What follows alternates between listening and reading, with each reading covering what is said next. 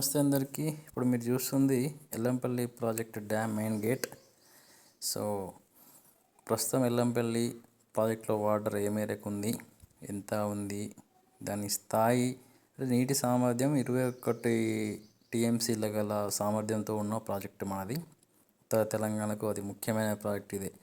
అటు కాళేశ్వరంకి కానీ, మల్లన్న సాగర్కైనా, కొండపోశమ్మ రిజర్వాయర్ కన్నా ఇక్కడ నుంచే నీళ్ళు వెళ్ళాల్సిన పరిస్థితి. మరి ఇటువంటి ప్రాజెక్టులో నీటి స్థాయి ఏ మేరకు ఉంది ఏందని ఒకసారి చూద్దామని వచ్చినాం.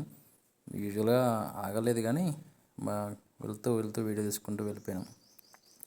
ఎందుకు అంటే మనందరికీ తాగునీరుకైనా సాగునీరుకైనా ముఖ్యమైన ప్రాజెక్ట్ ఇది. ఇటువంటి ప్రాజెక్టులో నీటి స్థాయి తగ్గితే మనకు చాలా ప్రమాదం. ముందు రాబోయే వేసవి కూడా ఇంకెక్కువ ఎండలు ఉన్నాయి. వచ్చే వర్షాకాలం వరకు కూడా మనకి ఇదే పరిస్థితి కొనసాగుతూ ఉంటుంది. కాబట్టి నీటి వాడకంలో మనం కొంచెం జాగ్రత్త తీసుకోవాలి. మనం సేఫ్టీ విషయాలు అంటే అవసరం మేరకి నీళ్ళు వాడుకునే ప్రయత్నం చేసుకుంటూ మనం చూడాలి అనేది చిన్నగా చూపిద్దామని మీకు చిన్న వీడియో తీసినాం.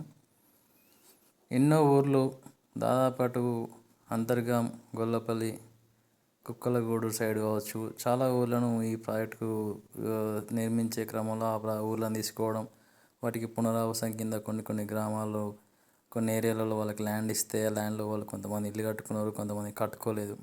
ఒక ప్రాజెక్టు రూపకల్పన కావాలంటే ఎన్నో సాక్రిఫైజెస్ కావాలి.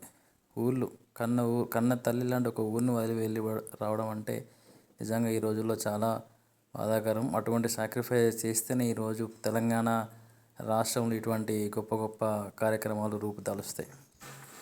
అంత గొప్ప స్థాయిలో ఉన్న కొంతమంది ఇప్పటికీ గూడు లేక ఉన్న ప్లేస్లో ఇల్లు కట్టుకోలేని పరిస్థితిలో ఉన్నప్పటికీ, ఏదేమైనప్పటికీ ఒక బృహత్తర కార్యక్రమం శ్రీపాద ఎల్లంపల్లి ఇలాంటి ఒక పెద్ద ప్రాజెక్టు కోసం మేము మా ఇండ్లు సర్వం కోల్పోయినాం, మా భూములు కోల్పోయినాం అని మాట్లాడుకుంటున్నారు. అయినప్పటికీ నీటి విలువ తెలియాలి కదా. ఆ తెలిసిన వాళ్ళు, రైతుల కష్టం చూసిన వాళ్ళు కాబట్టే ఇవాళ ఈ శ్రీపాద ఎల్లంపల్లి ప్రాజెక్టు కోసం ఊళ్ళను, ఇండ్లను, భూములను అన్నిటిని వదిలిపెట్టి తలాదిక్కు అయిపోయారు. ఇప్పుడు మనం చూస్తున్నాం చూడండి, ఇది శ్రీపాద నీటి ప్రాజెక్టు. ఇది ఇటు సైడ్ గొల్లపల్లి, అంతర్గాం అంటే పెద్దపల్లి డిస్టిక్ వస్తుంది. అటు సైడ్ వెళ్తే ఇదంతా వాటర్ లెవెల్ స్టోరేజ్ కూడా. ఇటు రైట్ సైడ్ వెళ్తే మంచిర్యాల సైడ్. ఇప్పుడు ఇటు మనం స్టార్ట్ అయినాం. ఇటువైపు ఇది మంచిర్యాల వే. ఇదంతా కూడా నీటి స్థాయి అంటే దాదాపు 21 టీఎంసీ నీళ్ళు ఉంటే ప్రాజెక్టు నిండుగా ఉంటుంది. తగ్గుతూ ఉంది నీటి స్థాయి రోజుకింత. వర్షాలు లేవు కాబట్టి, వేసవి కనుక యూజువల్గానే వాతావరణంలో నీళ్ళు ఎక్కువ వాడుతూ ఉంటాం కాబట్టి తగ్గుతూనే ఉంటాయి. మనం ఈ ప్రాజెక్ట్ గేట్లు లిఫ్ట్ చేస్తేనే మన గోదావరి ఇక్కడ కాళేశ్వరం వరకు కూడా మనకి ఇదే ఆధారం. అంటే కాళేశ్వరంలో డిఫరెంట్ వేరే నదులు వచ్చి కలుస్తాయి కానీ పర్టికులర్గా గోదావరి కానీ ఏరియా, ఇటు మంతెని సైడు, అన్నారం దాకా కూడా ఇదే ప్రాజెక్టు మీద ఆధారపడి ఉంటాయి. నీళ్ళు తక్కువ, వీళ్ళు గేట్లు లిఫ్ట్ చేస్తే తప్ప నీళ్ళు రాని పరిస్థితి.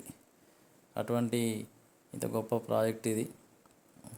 రోజుకు నీటి స్థాయి తగ్గుతూ ఉంది. అందరూ ఇప్పుడు పరిస్థితి ఇట్లుంటే వేసవి అంటే మే నెలలో పరిస్థితి మరీ దారుణంగా ఉంటుంది. అందుకే ఒకసారి అట్లా ఒకసారి చూసిపోదామని వచ్చినాం. ఇదంతా గ్రీనరీ, మీరు చూస్తున్న ఏరియా అంతా కూడా మంచిర్యాల వైపు. ఇదంతా గేట్ల దగ్గర ఎంతవరకు ఉండదు అనేది చూడండి. ఆల్మోస్ట్ డెడ్ స్టోరేజ్, తక్కువ ఉంది వాటర్ లెవెల్. 21 టీఎంసీ కెపాసిటీ గల ఒక ప్రాజెక్టులో నీళ్ళు ఉండాల్సినవి కదా, ఇవన్నీ మునుగుతాయి. నీళ్ళు వచ్చినప్పుడు తాటి చెట్లైనా ఇవన్నీ కూడా